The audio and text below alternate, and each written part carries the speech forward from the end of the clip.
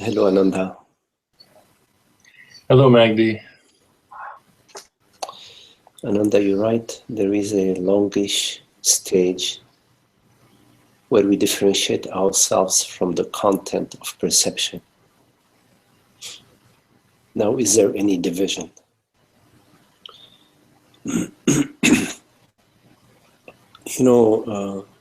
In Advaita, the teaching, the non-dual teaching, we share the following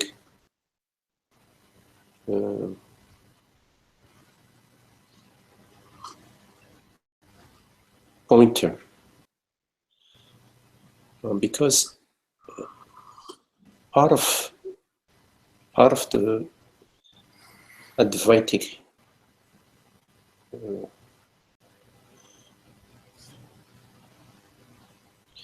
process includes understanding at the mind level.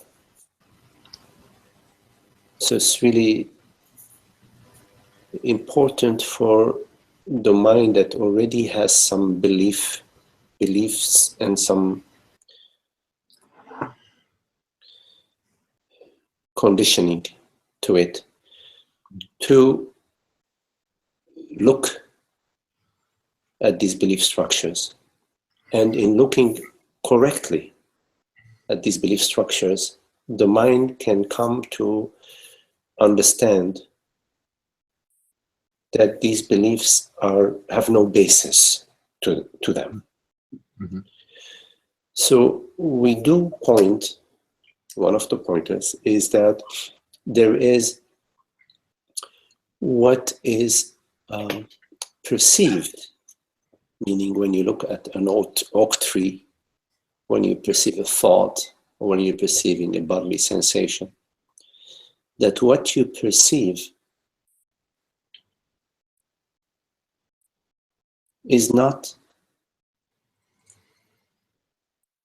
a definer, does not define what perceives. Right. So when you look at an oak tree, you perceive an oak tree, but the oak tree does not define what you are. Right. So we do make this distinction. Right. So that the belief that is in ignorance, we have sort of adopted without examining it, is that I am a form, I am the body-mind. Right. So in the teaching, we point that, in fact, the body-mind is a set of perceptions, a set of sensations, a set of mentations that you perceive, but what you perceive does not define you, cannot reveal what you are. So the belief that I am a body-mind, something observed, has no validity, because when you look at a thought, you are not the thought, you are that which perceives the thought. Now, this is a pedagogical tool that has a limited service, a limited function.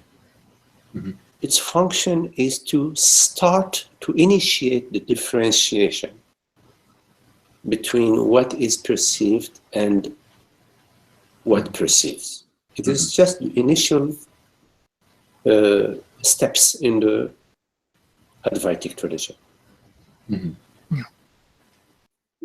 next step, because there is still a separation between, as you mentioned in your question, between what is perceived and what perceives. There is still two objects There is still two. There is still a sense of duality. The next step in the teaching is the contemplation of what are the qualities of that which perceives.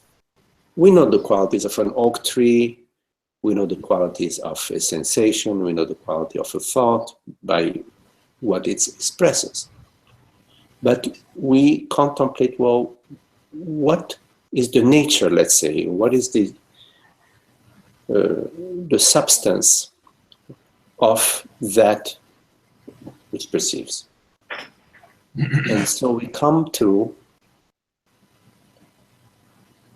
the understanding. It may take some time, but we come to the understanding that that which perceives is non-phenomenal, while that which is perceived is phenomenal, a thought, a sensation, a perception. That which perceives is not phenomenal. It cannot be known via the senses. That's what's the meaning of non-phenomenal. It cannot be perceived via the mind. It is beyond the mind. Yes. And the next, I'm sort of running quickly through it. The next phase in the teaching is the understanding that that which perceives is in fact I. It's the substanceless self.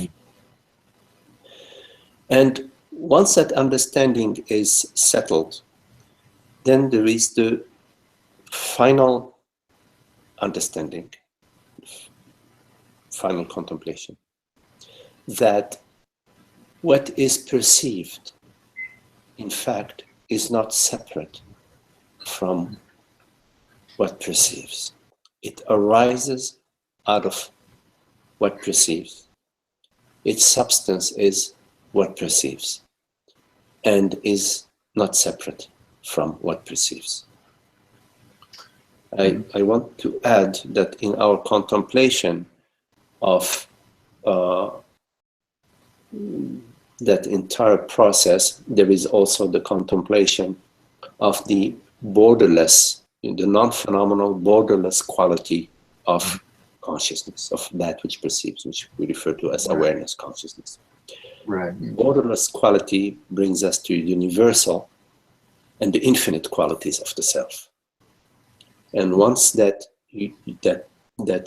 understanding of the universality of consciousness goes from a conceptual understanding to a living understanding, then you are settled in the Sahasha Samadhi. So it's almost like there's a final or whatever, a step at the end where you say, oh, I still see a limit, a limitation. The limitation is that on some level, the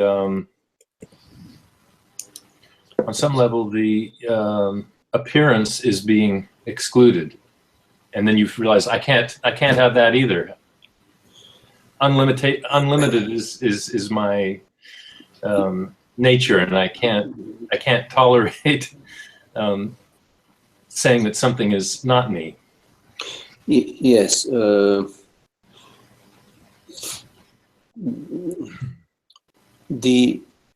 Throughout the process of contemplation of the self, there are many insights that basically reveal that you are consciousness, and this revelation, as long as there is still a world, as long as there is still a phenomenal realm, that contemplation is incomplete. So the phenomenal realm comes home, comes and dissolves in the self, and is known to be the self, so that all your entire experience of yourself, of the world, body, mind, is all experience of the self experiencing itself. And but in putting in words, it's a wordless understanding. Towards, the words are like rafts that, or stepping stones in understanding, that eventually lead you to the wordless understanding. Ananda, hold that thought. I think I have a problem with my. I'll be right back.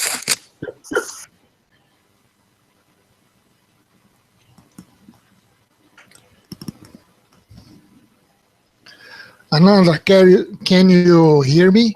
Yeah, I hear you fine, nice and clear. Oh, nice to fine. meet you. Yes, I'm glad to be here. I wish more people, if they would like, would turn on their cameras. It's nice to see who our little group is. Yeah, I just managed to fix my hardware here. Yeah, I remember last time you couldn't get on. That's right. Okay. So I had That's better. An image came to me while you were talking. A game that I've played in the past, you sit at the chess table and play your move, and then you walk around the other side and sit down. Mm-hmm. Take the different approach and play your move, and you go back. Yes. It seems like somehow myself or consciousness is actually doing that in a way. Yeah. Consciousness is doing that, but it's not getting up from the seat and sitting.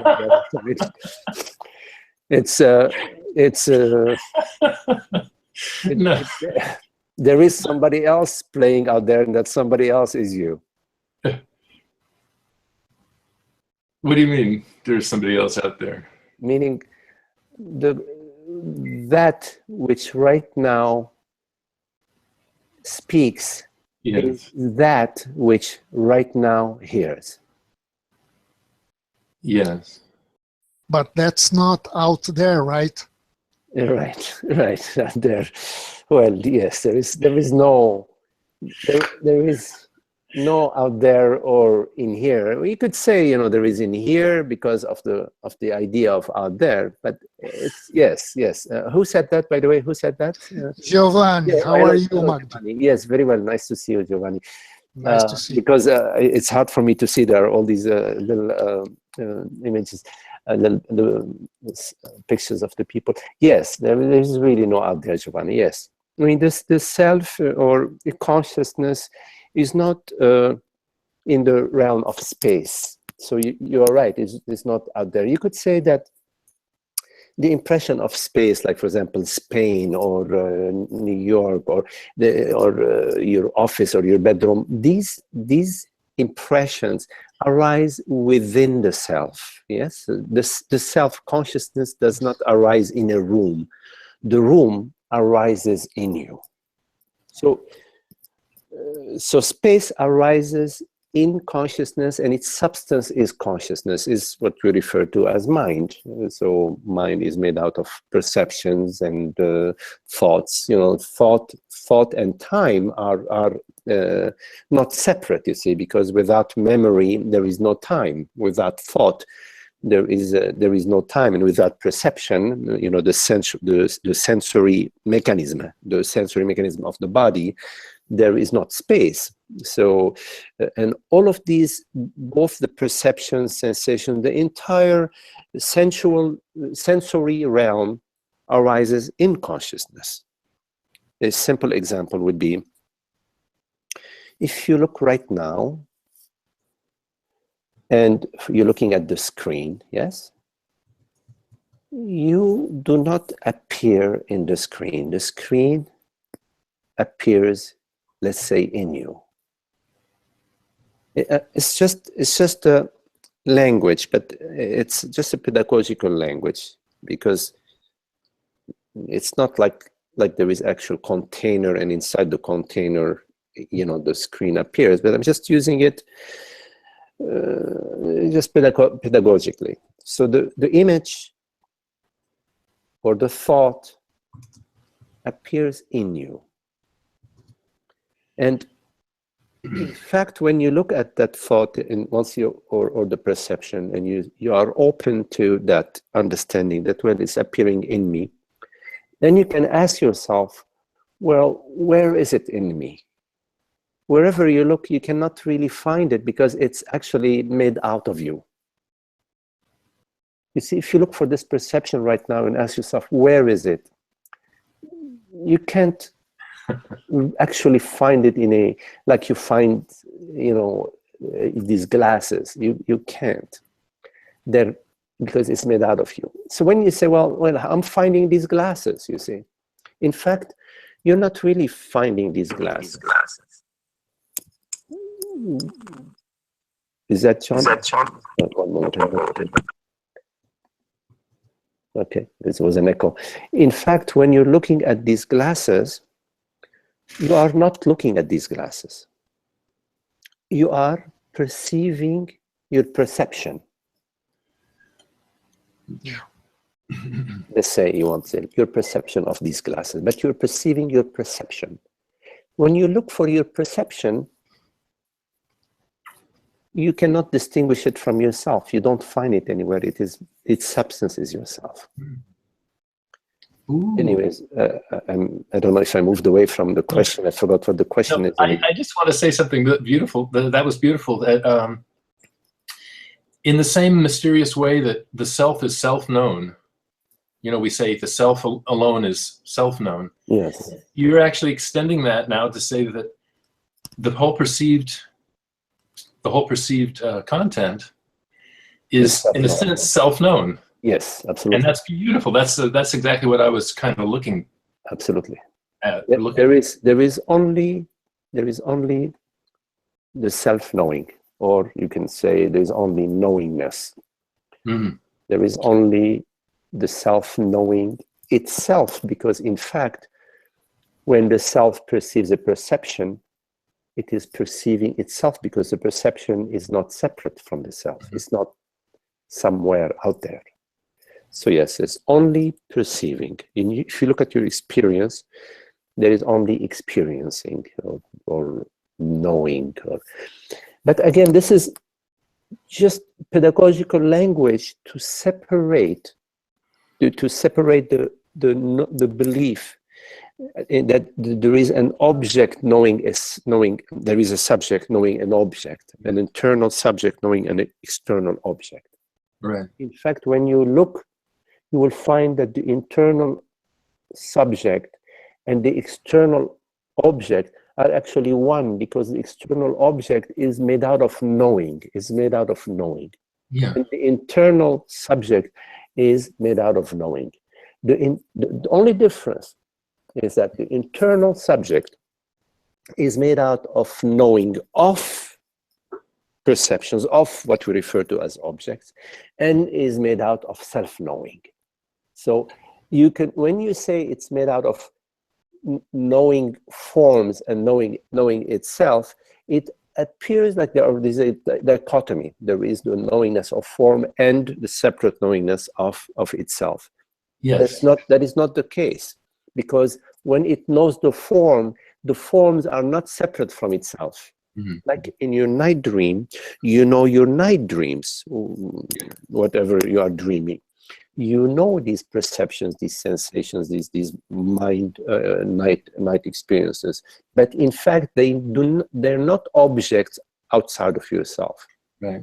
And in order for you to have the impression that there is a world that you're experiencing, the self sort of assumes a personhood.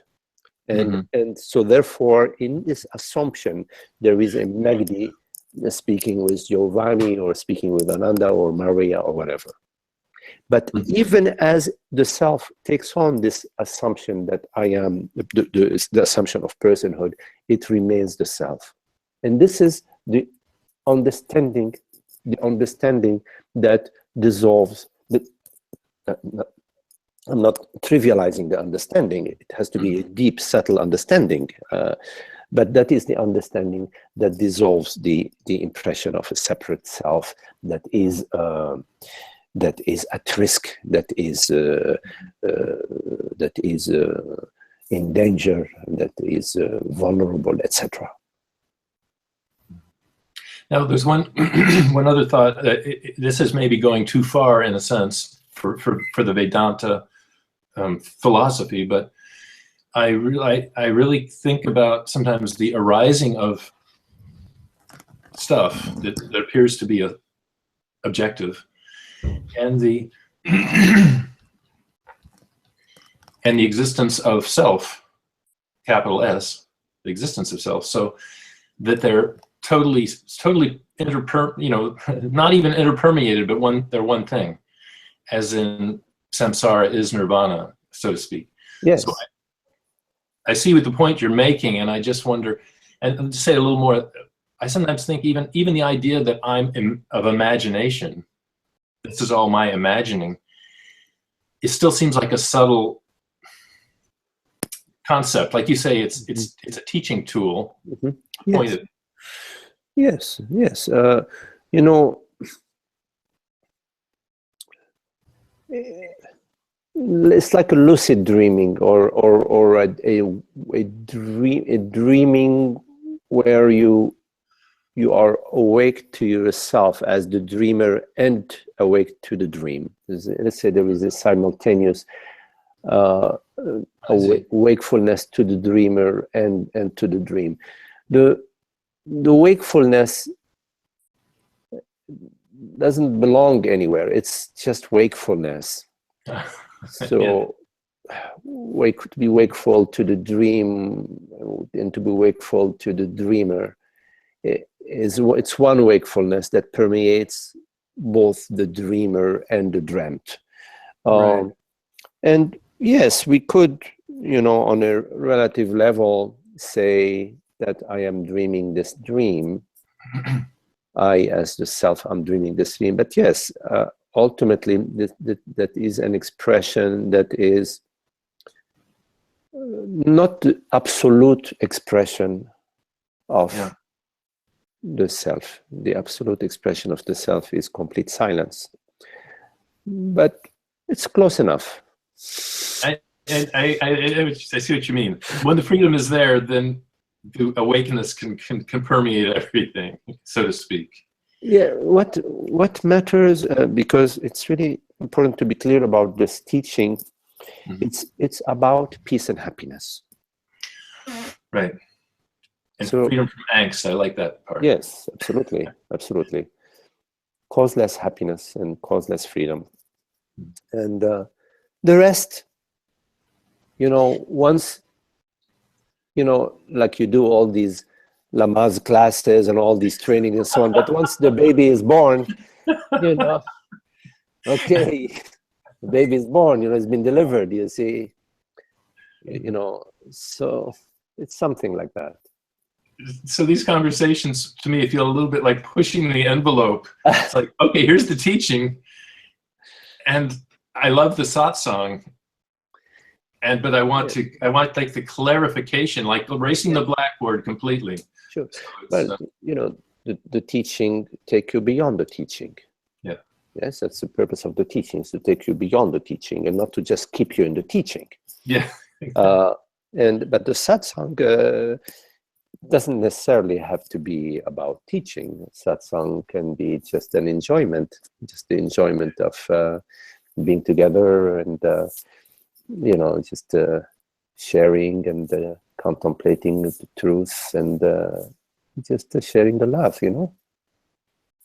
I watched a Rupert Spira. Even though I did get a chance to meet him in person, I still don't get his pronunciation of his name correct. I mean, I'm not sure. Right. Anyway, Rupert Spira, I think people say.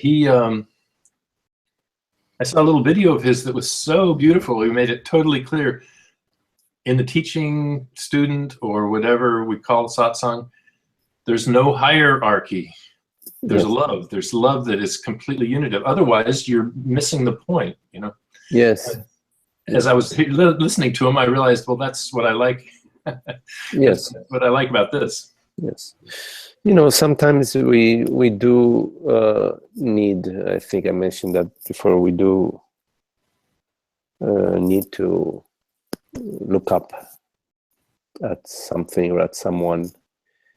I guess. And that serves its function at a certain phase in our life. But of course, we end up as friends. We don't end up as somebody who knows and somebody else who knows less or something like that. No, that's not the case, because the self is universal. It doesn't love in conditionally or preferentially. No, it's not that way.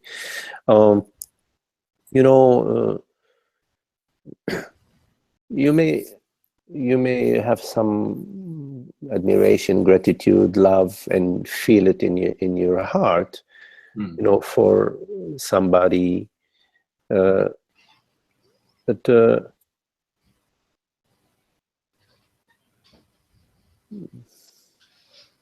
love doesn't differentiate. It doesn't differentiate. It's shared equally.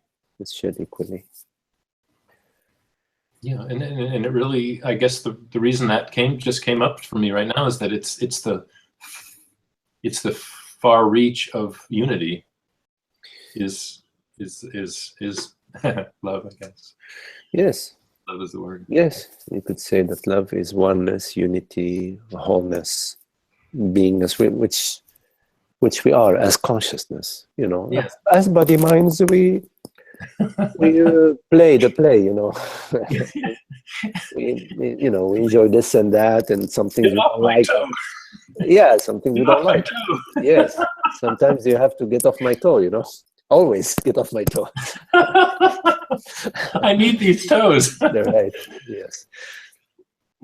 Well, thank you. I really appreciate this. A great conversation. Yes. I'll probably listen to it again later. Okay, Nanda. Hi, Martin. Hello. Renate, how are you? I'm okay. Yes, very happy to see you. Very beautiful. It's been often it's too late, or I'm too tired. But yes, I understand. Tonight I'm not so tired. So. Good. Okay. And some questions comes up. Last weekend I was at the satsang with somebody, and it was the most radical kind of approach, because he said there's nothing to get. Yes, everything is just happening. You cannot do anything at all, and also there's nobody here. I mean, I don't know if you know Tony Parsons. It was this direction, and I cannot really place it in this whole searching that I'm doing, because I felt I like the radical approach, and the nothing, there was nothing holy or spiritual or anything of this left. And I also, it made me kind of feel calm and relaxed. Yes. But on the other hand, I mean, it is peace and happiness, as you said, that I really long for, and it seems like it's a different way. This goes this way, and you just drop the person, and the other thing is, I don't know, a deepening of understanding, or. And I'm a bit confused, but I mean, I know it's just happening somehow. I'm just going where I go, but I cannot really place these two approaches. Yes. Yeah. Well, Renate, there are not two approaches. There are not two truths. there may be many different paths, but ultimately all the paths lead to the one reality, to the one truth, to the one ocean. All the various streams, the various rivers flow to the ocean. It's one ocean, one truth. Now, along the path, there are interim understandings that are, of course, valuable understandings, valuable insights. But ultimately, there is one insight, one truth, one reality, which is, let's say, experienced as causeless peace and happiness, as, Ananda, as the bliss of the self, as that which is no longer stirred by the world, body, mind events. But along the way, there are interim, understandings. Of course, we all start with, I am a person. I am me, there is the world, there is me, and there is the world, there are others, and so on. We all know that. And there is all sorts of concerns about me, my wealth, my health, etc., my family. I better watch out from things that can hurt me in the world, etc. But it's not just some things that can hurt the body, but can hurt me. So there is an identification. We start with that. We start with me. I'm identified as a person. And there is a world out there. And at some point in our contemplation, we may get an insight, we may get through grace, through the blessing of God, that's one way of putting it in religious terms, through the bliss of the self, we can get an insight, a glimpse that in fact this me that I imagine myself to be, that I felt that I am, that I believe that I am, we get a glimpse in saying that in fact there is no such thing, that it's all empty, that whole structure, the me structure, is just empty. It's a glimpse beyond the mind. Glimpses into reality are beyond the mind. The mind is not there. And it's if it's very joyful, that's beautiful. Yeah. In some cases it's not, but if it's very joyful, it's very beautiful.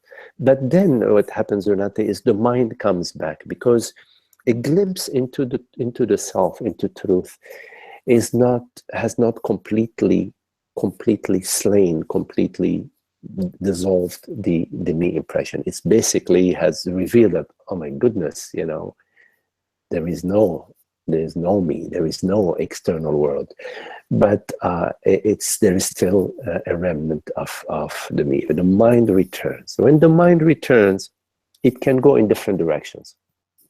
It can go into but a deeper and deeper contemplation and a deeper exploration. I'm just sort of speaking it very quickly. I might maybe talking about many years, in some cases 20, 30, 40 years, whatever, but I'm just speaking it very, very, just in words, very, very quickly, that there may be a contemplation of what was this revelation, what was this glimpse, because a glimpse is a revelation of God, a revelation of truth, and it takes its path. In certain cases it can go into all sorts of practices and so on. In some cases it takes you very quickly to the direct path, whatever. But in some other cases, the mind is, rather than delving deeply and deeper and deeper into wondering and pondering and exploring and contemplating, it arrives to a conclusion, which is a mind conclusion. The mind conclusion may be a variety of things. It may be there is nothing out there, there is no world, there is no me, there is no world, there is nothing to do, there is, which is true at that phase in your journey, but it is not the ultimate truth. It is an understanding, because the final understanding may come as a result of multiple interim understandings, and not just one final understanding. You get a glimpse of the self and that's it. You're no longer moved by the world, body, mind. That is so. So this to be exposed to this teaching is to be exposed to an interim teaching, in my opinion. It does not fulfill. You can hear it, it can have some sort of effect on you, but it doesn't bring the fullness, the wholeness, the sense of freedom and happiness, and the joy of understanding. It doesn't carry that essential perfume of the self. It puzzles the mind. It raises questions, but it doesn't fulfill. So, in fact, I would not say that there is no one. I would say that there is a one. And this one is not a separate one. There is a one which is right now perceiving this perception, which is non-phenomenal, the wholeness of being, the joy of being, the bliss of being, the beatitude of being. It's not a male or female or tall or short or rich or poor or none of that. It has no substance, and yet it's the reality of being. And that's when you turn your attention to that, you're getting warmer. You feel the bliss of the self, because the self is substanceless, and it's bliss. It's made out of light and freedom and joy. I mean, these are, of course, words, but they're referring to something that the heart recognizes beyond the words, you see. So follow that. Follow that which carries this perfume, which carries this sweetness, this that draws you deeper and deeper. You want to be there. You want to be close to that. You want to be around that. You want to be that. You see. So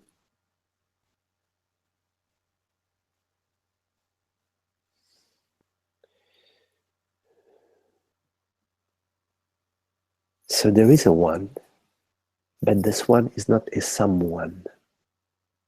There is one, which I am, is one. So we contemplate the one that I am. And this one is no one in the sense of not being a somebody, because the somebody impression arises and dissolves. When deep sleep, it dissolves. Or if you bump your head and you forget, something happens, for example, in your brain, or in some cases, a lot of maybe 20, 30 years of memory are erased. So the someone arises as images on the screen. And they're sweet images, like right now, so beautiful to be together, sweet images, you see. And the images are not sweet when I'm identified as me, and oh my God, does she like me? Did I say the right thing? Or am I, all of that, all of these images and thoughts and bodily sensations that are unhappy, they're connected with this sense of identification. And this sense of identification is bound to become more and more transparent and dissolve as you contemplate that the reality of consciousness, that right now, this very moment, you are. You see, yes, one being, beingness. I am beingness, you see. The I is beingness, transparent awareness, transparent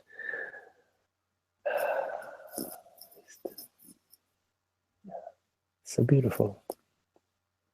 Beautiful. Yes, yes. That fills the heart. It just fills it to the brim. It's like, yes, sweet, sweet, so sweet, so sweet.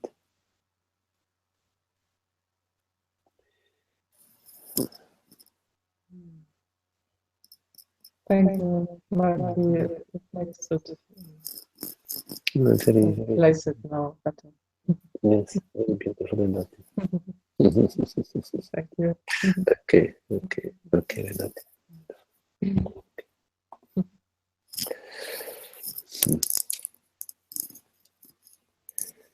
Hola, Maria. Hello, Maria. Hello. Oh, Maria, you're right.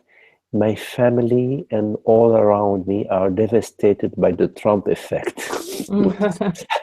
Is this? Are we being watched here? I hope this. I wonder how may I hold space for all and help with aligning them with truth. Okay, Maria. Yes. Well, you probably know that the alignment with truth starts with oneself. Yes? So, how to align with truth? How to align with truth? What is it that is truth? What is it that is true? It's a very good question. Because we love truth. We love truth. So, truth has to be true all the time, right? Not true in January, or less true in February, or true in the morning, less true in the afternoon, or true yesterday, not true now. Truth is truth, period. So therefore, truth must be right here, right now. Yes? So we look together, okay, I am interested in truth, alignment with truth. So what is truth right now? So I look at that, because it's important to align yourself with true truth, and not just thinking some truth and you align yourself with it. So we have to contemplate and come to a certitude, a certainty.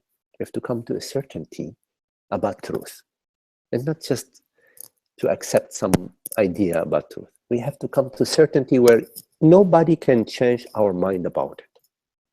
So in this moment, we ask ourselves, okay, what is truth? What is it that is true right now in my experience? Yeah. So when you look at this experience, there is breath. Yeah, there's breath. There is warmth in the body. There is some bodily sensations. There is a perception, maybe some thoughts. And there is presence. There is awareness. That has no name. That has no age. That has no size.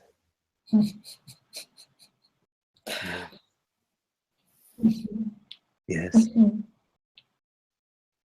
Wherever we go, there is presence. Wherever we are, there's presence.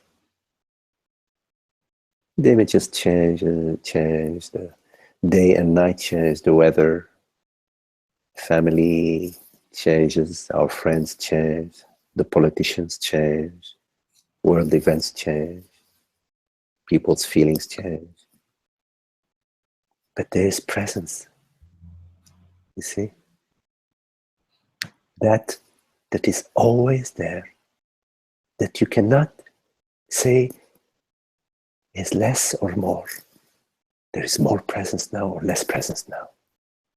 That's just a thought that's arising. A thought arises. Sometimes there is a thought arises that says, I am less present now. But presence is there watching this thought.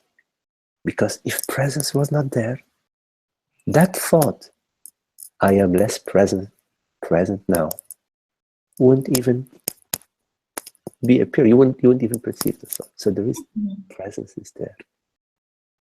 So there is mind events, thoughts, world events, body events, but there is presence. So how do we align ourselves with truth? Truth is not something that comes and goes. And presence is not something that comes and goes. Truth is not something that is female or male. Has no gender. It has no size. Presence has no gender, has no size. So could it be that truth or reality and presence are one? Well, we remain open to that because there are a lot of parallels between them, presence and truth. Yes? So, how do we align ourselves with presence? It's very simple. Simply recognize presence.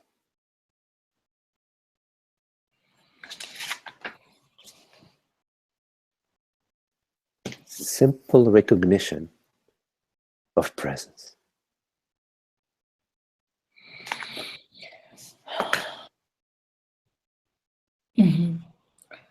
Yeah, I know that, and I recognize presence. It's just that all around me, I'm surrounded by gloom and doom, and people getting very upset at me when I talk about aligning with truth and presence, because they say, Maria, you don't get it, what this means. This is disastrous. This is, so many people's lives are on the edge. They get very mad at me. They, yeah. And then I'm present with that. So I'm there with the presence and feeling it and understanding where they come from. Oh, no, wait a minute. If you are speaking some things that are making people upset and mad, I would cease and desist. Why do you want to speak things that get people upset?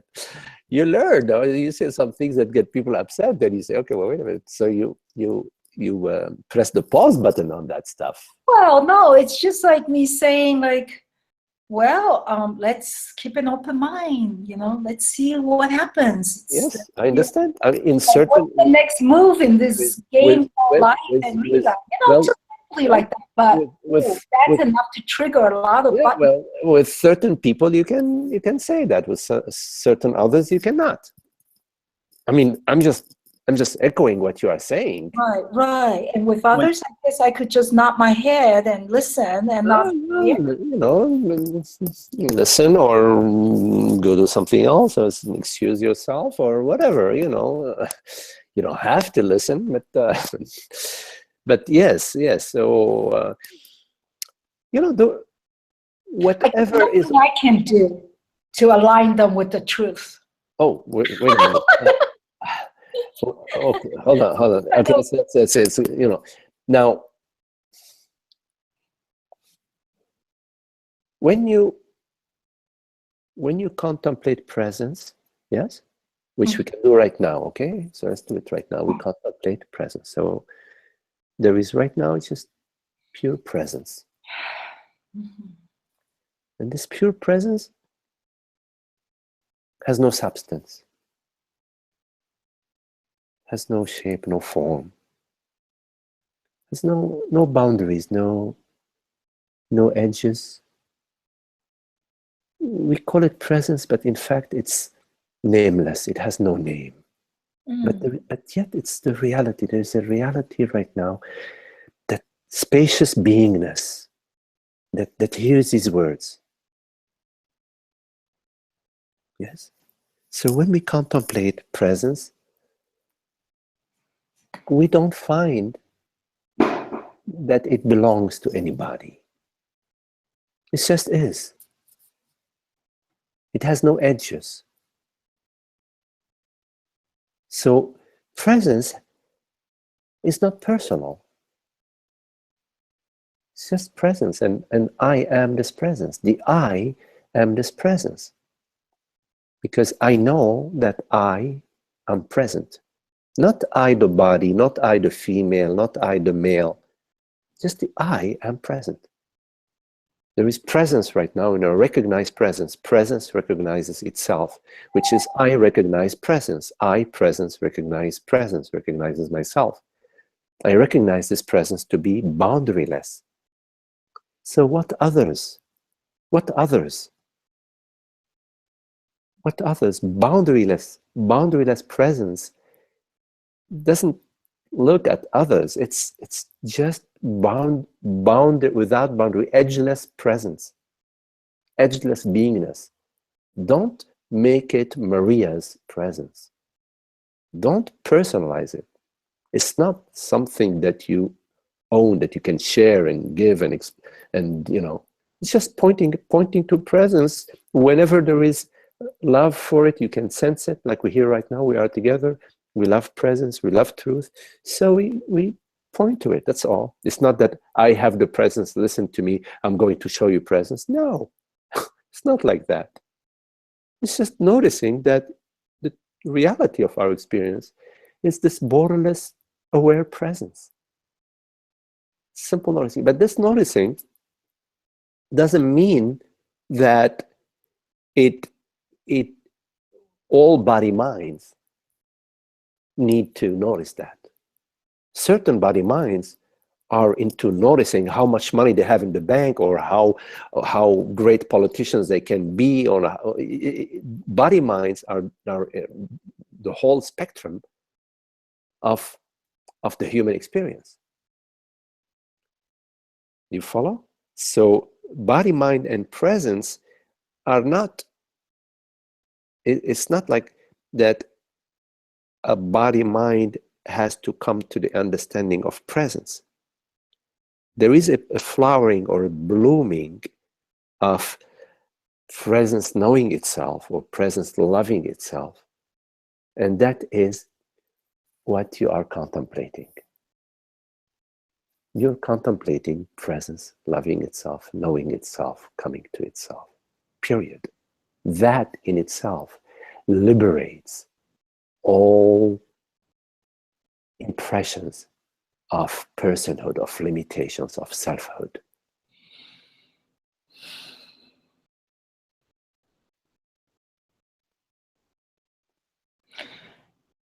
Yeah. Okay. It's not a mind process.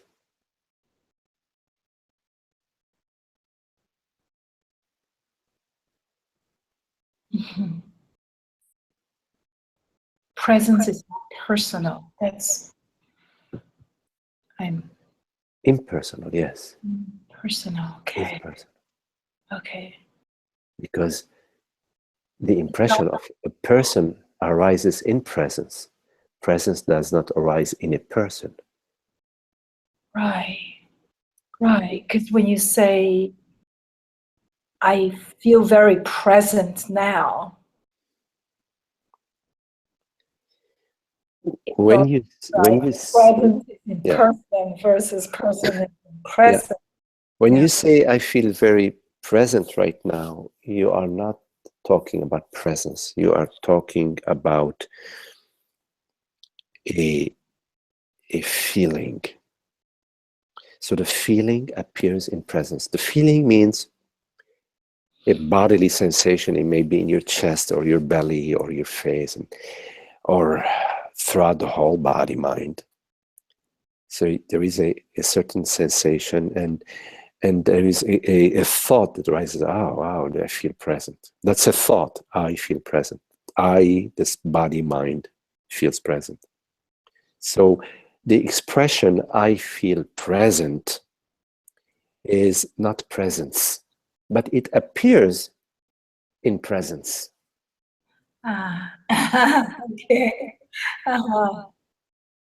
And there's nothing wrong with a feeling that I feel present, or I feel beautiful, or I feel very wealthy, or I feel very strong, or I feel very smart. There's just thought events, but they appear in presence.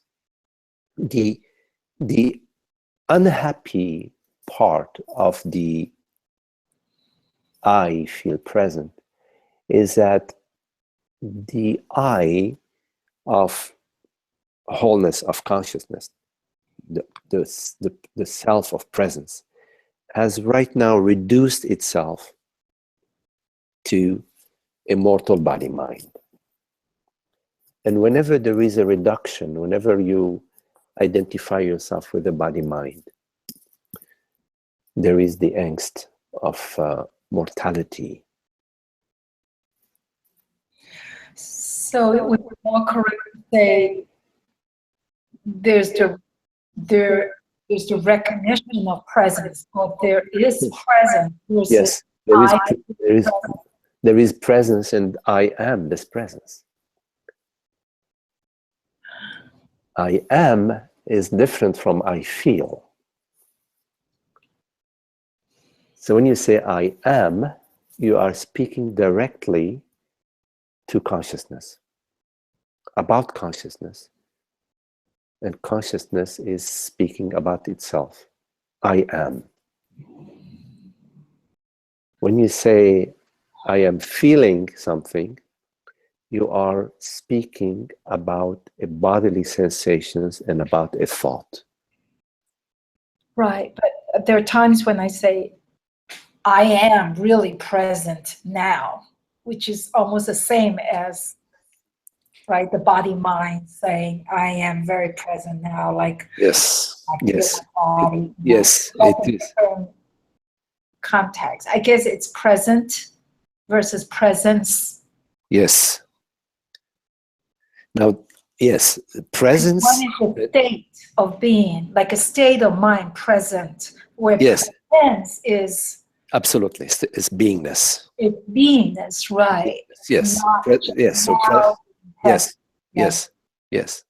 So Yeah. presence is beingness, and I am present is a state of mind. And you know there are infinite states of minds. The states of mind. Which is still in the body mind. Yes, Of yes, mind, right? yes. In presence, there are no states. It's absolutely, no states. Presence is not of the mind. always. Absolutely. Presence is awareness, beingness, consciousness, presence. So the qualities of consciousness, you could say. It's presence, beingness, transparency, awareness. There's just no substance. Yes. Presence has no substance. Right. Yes. Not changing. Yes. Absolutely. Wow, that was really helpful. Thank you Well, beautiful. for clarifying. Okay, Maria, beautiful. Nice to see you, Maria. Very lovely. Very lovely. Nice. Yes.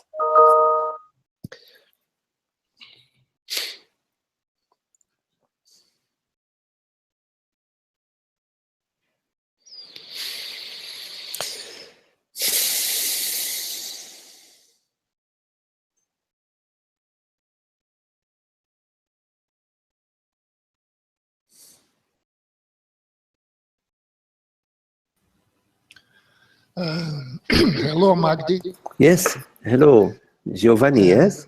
Yes. Hello, Giovanni. Hello. Going back to the analogy of the dream, Yes. it's interesting that when we don't recognize the dream, when we forget that it is a dream, it is less real than when we recognize that it is a dream. When we recognize that it is a dream, it is a real dream. It is something that occurred to me right now. Mm-hmm. That in a way, the dream analogy is really very good. Mm-hmm. Yes, yes. Although we cannot say that it is a dream. I mean, yes, it's not a dream, but in the other hand, it is a dream, but it is a very real dream. Mhm. You know, Giovanni, I might be going on a tangent, but there is the night dream, and there is what we refer to as the waking dream, and then there is, Yes. of course, the being awake, the self-knowing itself. So in the night dream, the body-mind images and impressions that arise are sort of erratic. They're Yes. not logical.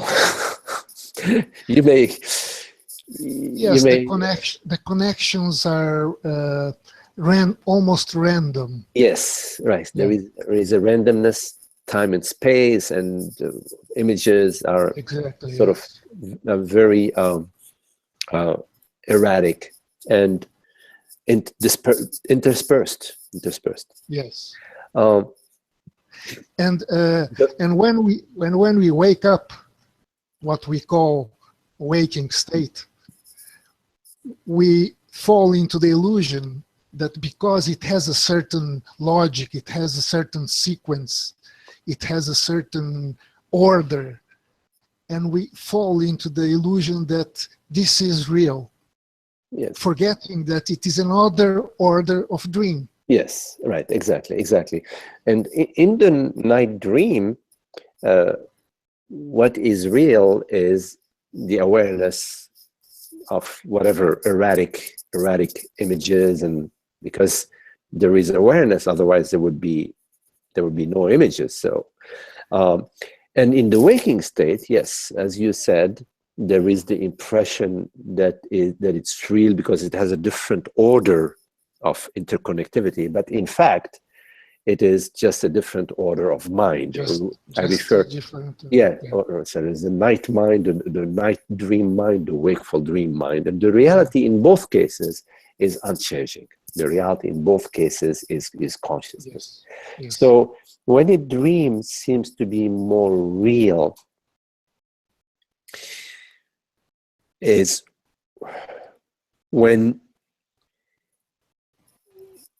the knowingness of what is really real is established within yourself as it's a vibrant knowingness of yourself as the self, as what is real. It is almost as if one would be outside of this waking dream.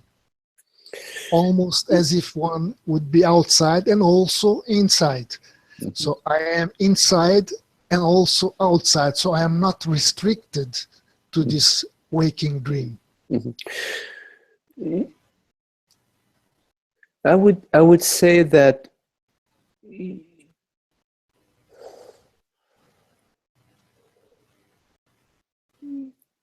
when you are outside of the dream, you know yourself as the spaciousness of being that is dreaming this dream, but you're not inside the dream. And when you are inside the dream, if you're really experiencing being inside the dream, then at that moment you have forgotten.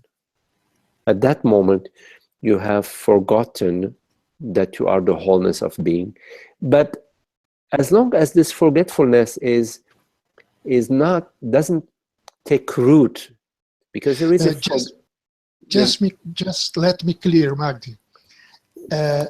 I did not mean to fall into the dream and forget the wholeness. Yes. What I meant is the moment that I'm outside of the dream, that I'm nothing, I have to be everything, including the dream. Yes. Now, of course, if I fall into the dream and I become a little me, reacting to objects, then I forgot that I am the wholeness of it. Yes, right. And that may happen on occasion, as long as overall you know, it's not where you're nesting. Yes, I understand what you are saying. Sure. Yes.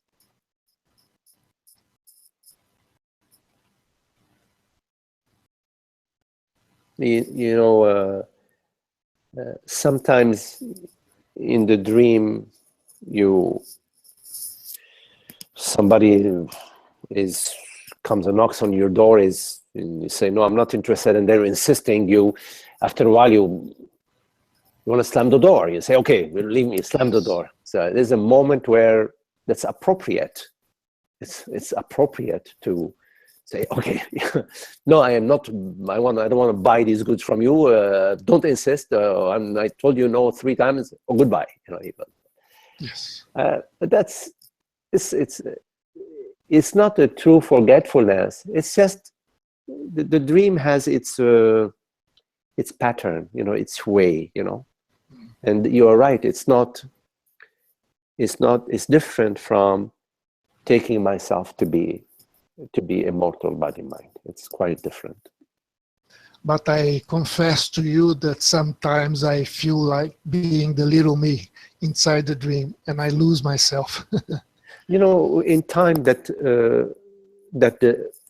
becomes less and less and less and less. There's a certain process. Even the stream that's going to the ocean, it has to run a certain course. You know, it's not like suddenly it's the ocean. You see, but so there is, of course, I'm speaking metaphorically. There is a process where you recognize this me tendency that's still sort of, not all the debris is gone. You see, not all the barnacles have eroded. So, but when you notice them, they're actually releasing. So you recognize them, but you don't revert. You know, maybe for a moment you do, but you recognize, yes, okay, I'm familiar with this me and him, me and her blaming me or blaming the other, and you know. Here we go again. Yes. So okay, but it thins out. Yes. Because there's nothing happy in that, and at some point we are in love with happiness. We're in love with what's sweet, with what's beautiful, not with, you know, he did and she did, why did, you know, we no longer are interested in that because it doesn't taste good. Yes, and it is interesting that at this point we realize that suffering, sorrow, in fact, anything less than perfect is an aid. It helps you to wake up. Yeah. Because if there was not suffering, if there was not sorrow, you wouldn't wake up. You wouldn't want to wake up. So you know. I think that our love for truth is innate. You know, we all love happiness. We just don't know which way to go about it. But we love happiness. We seek it in the wrong places. We seek it in money. We seek it in relationship. We seek it, I don't know, in positions, in situations. Yeah. But we have an innate love for truth. We innate love for happiness, for joy, for freedom, for play, for celebrate, for beauty. Yeah. Love. Yes, that's. Yeah. Nobody has to teach us that. Thank goodness, it's right there. It's innate within us. Mm-hmm. We just have to sort of, at some point, notice that, wait a minute, I'm going about it in the wrong direction. Yeah. You know, this, and it's very difficult to get off seeking happiness in the world or in objects. It's very hard without contemplating, what am I? Because as long as you believe yourself to be a form, to be immortal body mind, you're perceiving other objects. You're perceiving an external world, and you think, okay, what's in it for me? What may be good for me? And so the contemplation of the self is an essential component of finding happiness in ceasing to seek happiness, let's say, in the wrong directions. Yeah, the moment we fall into this stream, we start to to grab things, searching for happiness in this, searching for satisfaction in that other thing, but nothing stays in the hand. Everything evaporates, everything goes away. Absolutely. Nothing Absolutely. remains. Suddenly you realize, no, there is nothing, nothing for me here. I have to Yes. expand to something else. Yes. Yeah. And when we are seeking happiness in an object, we work very hard to get it. And when we get it, we say, oh my goodness, I got it, I'm happy. And in fact, it's good to contemplate that you are not really happy because you got the object. Your happiness is because at that moment of getting the object, your desire, your personal desire for an object has come to zero. Because right now you became one with that object at that moment, at that particular moment. Good point, yeah. You become one with the object. So you are actually, at that moment, desire free. Yeah. But because you still perceive yourself as a body-mind, then there is going to be another object, a bigger car, a bigger house, I don't know, a better, an office, a higher floor office. Yeah, exactly. The moment you get the object that you desire, it is the end of desire, and that is what is joy. Yes. You are, interesting, yes. Yes. So, right. So some people say, well, okay, how can you live without desire? Well, it's a different forms of desire. There is, for example, and I don't use the term desire, but because the question sometimes is asked, you haven't asked it, but I'm taking this opportunity, because the word desire is used, and say, okay, well, there is, for example, like impersonal desire. Like, for example, we would love to be live in a town or in a country where there's less craziness, less war, less, so that's like a desire, a longing, yes. A longing, but it's not arising out of fear or a sense of lack. It's just arising out of love for the beauty, for the peace, for the joy, for the, love to get together with friends and celebrate whatever. It's just being together with friends. You could say it's a desire, but it's an impersonal desire because it's coming from, not from any sense of lack or need, or if I don't have that, then I will not be fulfilled. You say, no, I'm open to it.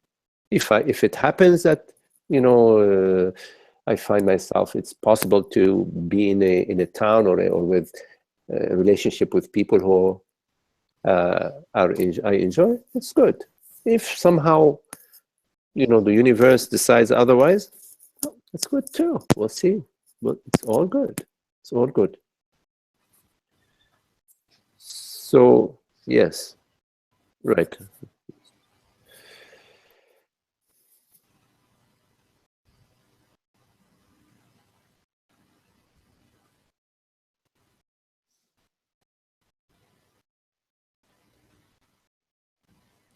Do you often have lucid night dreams?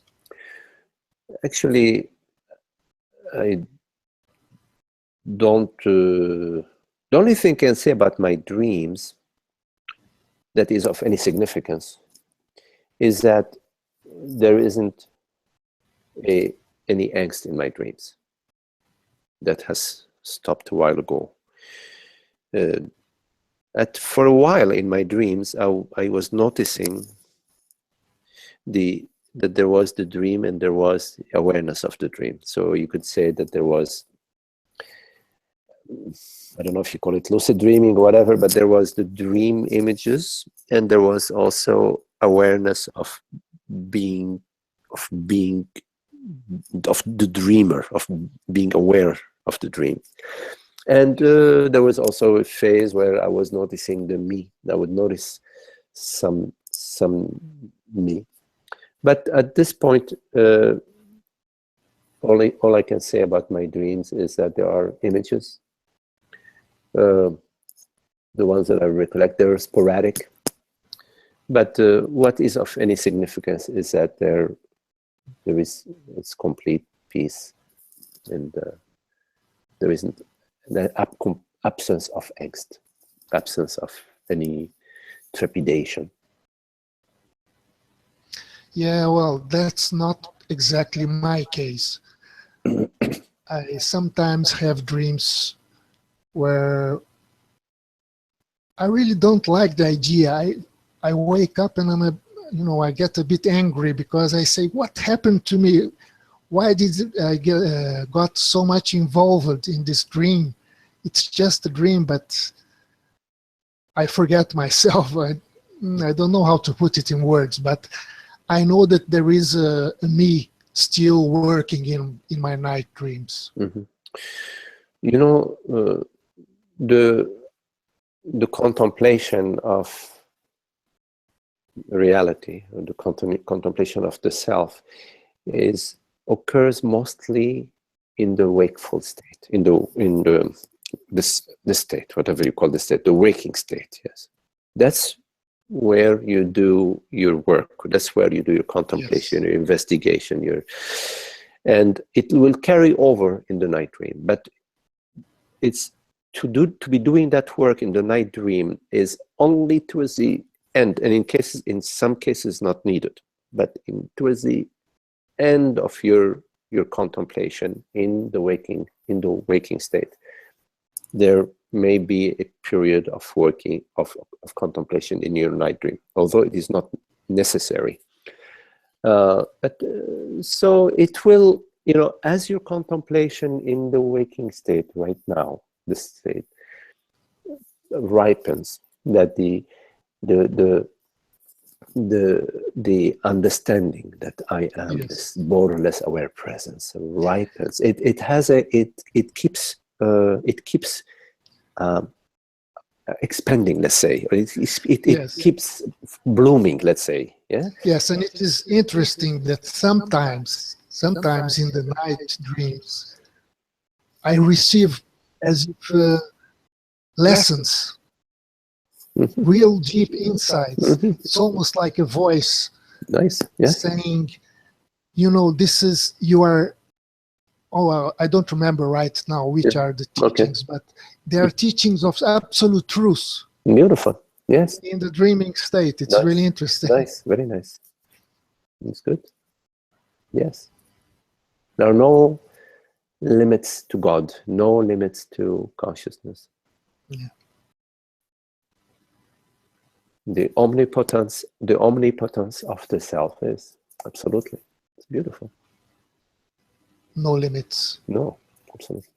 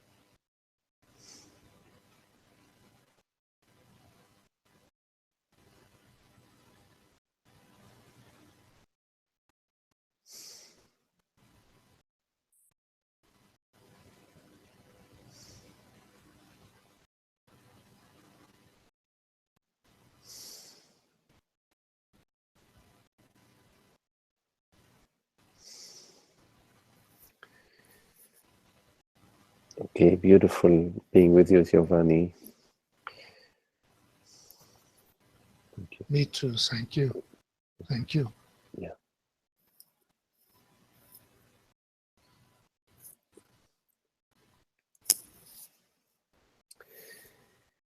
Okay, well, as usual, it's very, very lovely to be with you all. And thank you for your lovely, lovely company. and we'll see you again next week. Thank you, Magdi. Good night. Good night, everybody.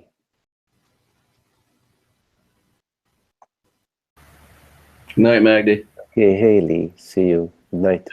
See you.